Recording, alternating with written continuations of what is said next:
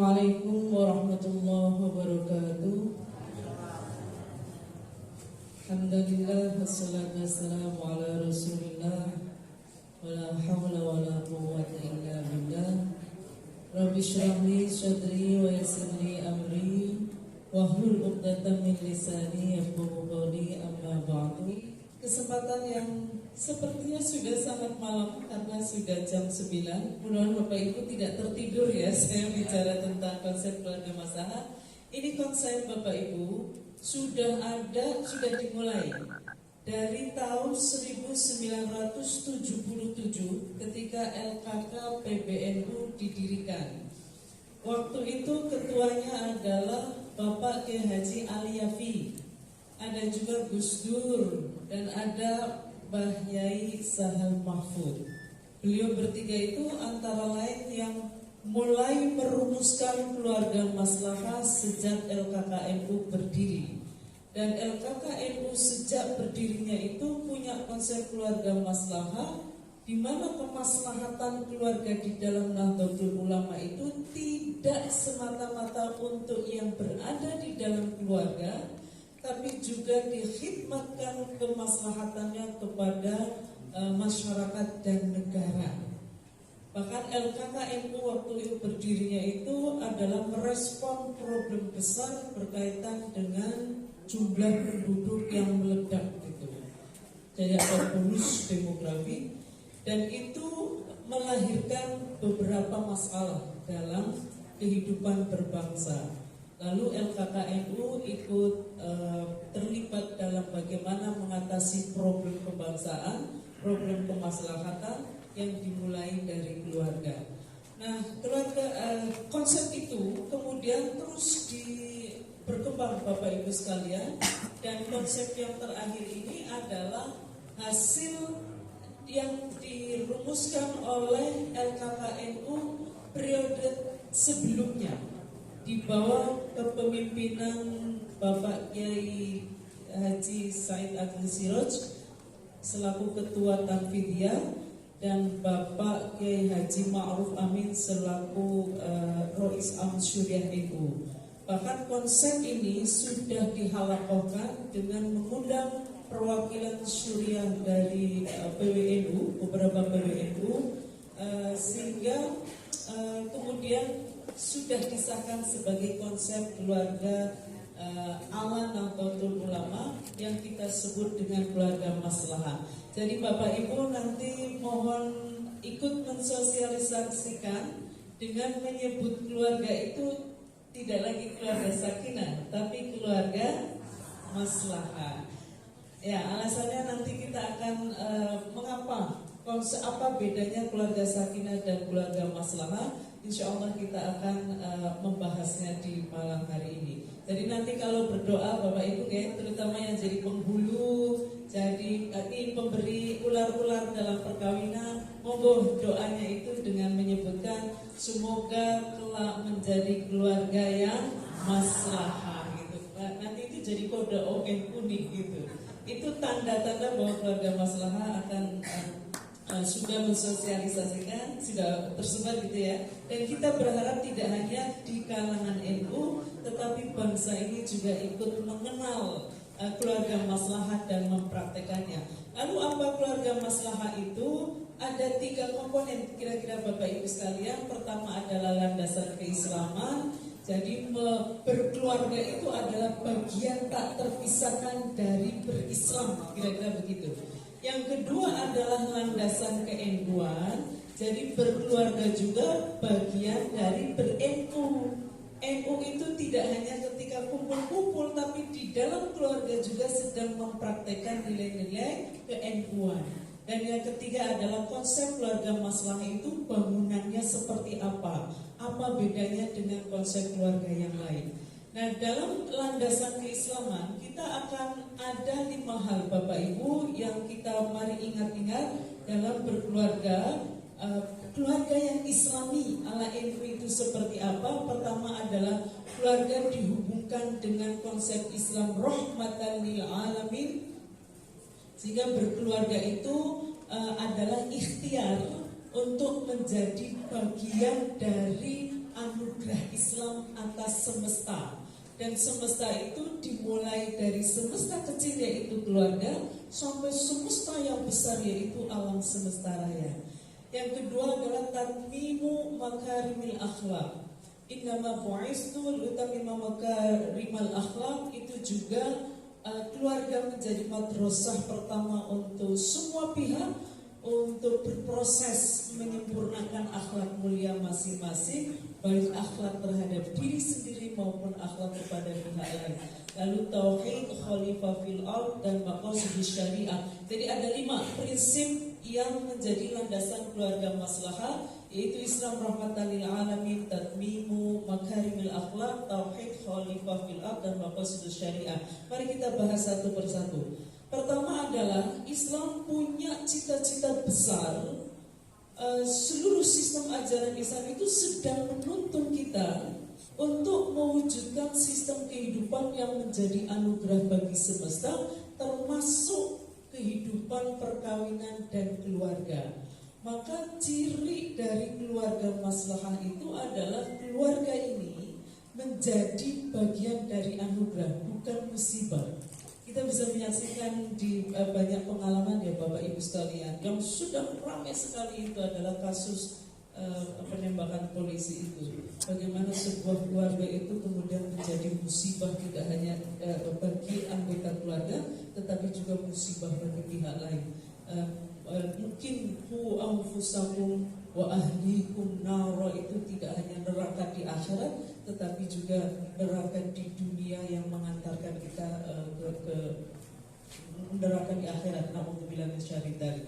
Jadi berkeluarga itu mesti diniatkan untuk bagaimana caranya keluarga itu bisa dikelola agar menjadi anugerah bagi seluruh pihak di dalam keluarga itu. Bahkan keluarga ini juga bisa menjadi perantara bagi semua anggotanya untuk menebar anugerah bagi pihak lain seluas-luasnya. Yang kedua adalah innama bu'istu liutammima makarimal akhlak. Tujuan dari seluruh ajaran Islam itu mengantarkan kita agar bisa menyempurnakan akhlak mulia, sehingga keluarga juga bisa mesti menjadi madrasah pertama tidak hanya bagi anak, tetapi juga bagi orang tua, bagi semua pihak untuk berproses menyempurnakan akhlak mulia masing-masing. Dan salah satu ciri dari akhlak mulia itu adalah khairun nasi anfa'uhum linnas. Sebaik-baik manusia adalah, nah ini ada 2 pengertian Bapak Ibu. Sebaik-baik manusia adalah yang paling bermanfaat bagi manusia lainnya, di mana dia dibandingkan dengan orang lain. Pengertian seperti ini agak bermasalah Bapak Ibu, karena nanti manfaatnya orang sakit standarnya adalah orang sehat, manfaatnya orang miskin standarnya adalah orang kaya. Itu agak kurang adil. Maka pengertian yang kedua ini silakan dipertimbangkan. Sebaik-baik manusia adalah yang menjadi versi diri yang terbaik, sehingga bisa bermanfaat secara optimal bagi manusia. Siapakah perbandingannya? Adalah diri sendiri. Karena setiap orang itu diberi kecenderungan untuk berbuat buruk dan kecenderungan berbuat baik. Maka siapapun yang bisa mengelola potensi-potensi itu dan menjadikan dirinya semakin bermanfaat baik bagi diri sendiri maupun pihak lain, maka dialah versi diri yang terbaik, karena bisa menjadi anugerah. Dan salah satu tanda dari orang yang bermanfaat itu adalah khairukum li ahli wa ana khairukum li ahli. Sebaik-baik kalian itu adalah yang paling menjadi versi diri yang terbaik bagi keluarga masing-masing. Jadi sekali lagi 2 prinsip di dalam Islam ini juga menjadi tujuan dalam berkeluarga, yaitu menjadi bagian anugerah Islam atas semesta dan menjadi madrasah untuk menyempurnakan akhlak mulia. Yang ketiga dan keempat itu adalah tauhid dan khalifah fil ard. Jadi Bapak Ibu sekalian, setiap manusia di dalam Islam itu punya status melekat sebagai hanya hamba Allah. Ini yang disebut dengan tauhid. maka tidak seorang pun boleh menghamba kepada selain Allah, dan tidak boleh juga menghamba pada Allah sambil menghamba apapun dan siapapun selain Allah. Menghamba pada Allah sambil menghamba pada harta tidak boleh. Punya harta boleh, tapi menghamba pada harta tidak boleh. Menghamba pada Allah tapi sambil menghamba pada popularitas, jadi YouTuber misalnya, sehingga menempuh segala cara yang dilarang oleh Allah demi mendapatkan popularitas, dan demi tetap populer itu juga tidak boleh. Populer boleh, menghamba kepada popularitas itu tidak boleh. Perkawinan di dalam Islam itu tidak boleh ada relasi penghambaan satu sama lain, baik dari istri maupun pada suami atau sebaliknya. Juga anak pada orang tua atau sebaliknya. Mengapa? Karena semua pihak sebagai manusia itu hanya dan hanya hamba Allah. Yang kedua adalah laki-laki dan perempuan sebagai manusia juga punya amanah melekat di dalam dirinya yang tidak akan luntur sampai mati. Amanah itu adalah sebagai khalifah fil ardh, yang tugasnya adalah mewujudkan kemaslahatan seluas-luasnya di muka bumi, baik di dalam rumah maupun di luar rumah. Karenanya inna akramakum 'indallahi atqakum itu adalah siapakah orang yang bertakwa, adalah orang yang tauhidnya kepada Allah itu kuat dan punya daya dorong untuk melahirkan kemaslahatan kepada sesama makhluk Allah, atau iman kepada Allah sebagai satu-satunya Tuhan yang punya daya dorong untuk melahirkan perilaku baik atau amal soleh kepada sesama makhluk Allah. Jadi takwa yang menjadi satu-satunya standar kualitas manusia di dalam Islam itu adalah hubungan baik dengan Allah yang melahirkan hubungan baik dengan sesama makhluk Allah. Karenanya nanti standar suami istri yang ideal juga bergeser, Bapak Ibu. Dulu laki-laki dan perempuan itu hanya dilihat sebagai makhluk fisik. Laki-laki nilainya tergantung pada sebanyak apa harta dimiliki. Sehingga semakin banyak hartanya dianggap semakin berkualitas, hartanya habis, laki-laki juga dianggap tidak berkualitas sebagai manusia. Ada uang abang disayang, tidak ada uang. Nah, ternyata itu jalan berpikir jahiliyah, Bapak Ibu, hati-hati. Perempuan agak berbeda. Perempuan juga dilihat sebagai makhluk fisik, tetapi lebih sebagai makhluk seksual, bahkan sebagai objek seksual. Jadi nilai perempuan dalam pandangan masyarakat jahiliyah itu tergantung oleh dua fungsinya ini, ibu-ibu, yang ini nanti akan diubah secara besar-besaran oleh Islam. Pertama, fungsi perempuan adalah sebagai alat seksualnya laki-laki. Jadi perempuan dianggap bernilai kalau menarik secara seksual bagi laki-laki. Kalau tadinya misalnya cantik, putih, mulus dan lain sebagainya sesuai dengan selera laki-laki. Kalau tadinya muda, cantik dianggap berkualitas, begitu menua, keriput dianggap tidak berkualitas, atau datang yang baru yang lebih berkualitas, maka sebagai alat seksual dianggap sudah tidak berfungsi, sehingga harus diganti yang baru yang bisa berfungsi. Ini cara pandang masyarakat jahiliyah. Yang kedua adalah sebagai mesin reproduksi. Jadi tugas ibu-ibu ada di dunia ini adalah untuk hamil melahirkan, hamil melahirkan. Hamil melahirkan pun melahirkan anak yang dikehendaki oleh laki-laki. Kalau laki-laki ingin anak laki-laki, kok lahirnya anak perempuan, maka dianggap mesinnya rusak. Dan ini masih terjadi di India, Bapak Ibu. Jadi keluarga besar ingin anak laki-laki, kok istri melahirkan anak perempuan, itu istri yang disalahkan. Dan ini adalah cara pandang masyarakat jahiliyah. Betapa repotnya menjadi perempuan, bapak-bapak, karena harus selalu menarik secara seksual, tapi pada saat yang sama harus hamil melahirkan itu. Nah ini kan sulit sekali. Bahkan kalaupun mampu menjaga kecantikan, anti aging misalnya, ya, pakai krim untuk anti umur, tetap saja supaya glowing, tetap saja akan datang perempuan muda yang jauh lebih glowing dan lebih maka ibu-ibu dianggap tidak bermanfaat. Tentu saja itu adalah cara pandang jahiliyah. Mudah-mudahan tidak ada yang punya cara pandang seperti itu. Lalu apa yang diubah oleh Islam dengan kesadaran bahwa setiap manusia, laki-laki dan perempuan itu hanya hamba Allah sekaligus khalifah fil ardh?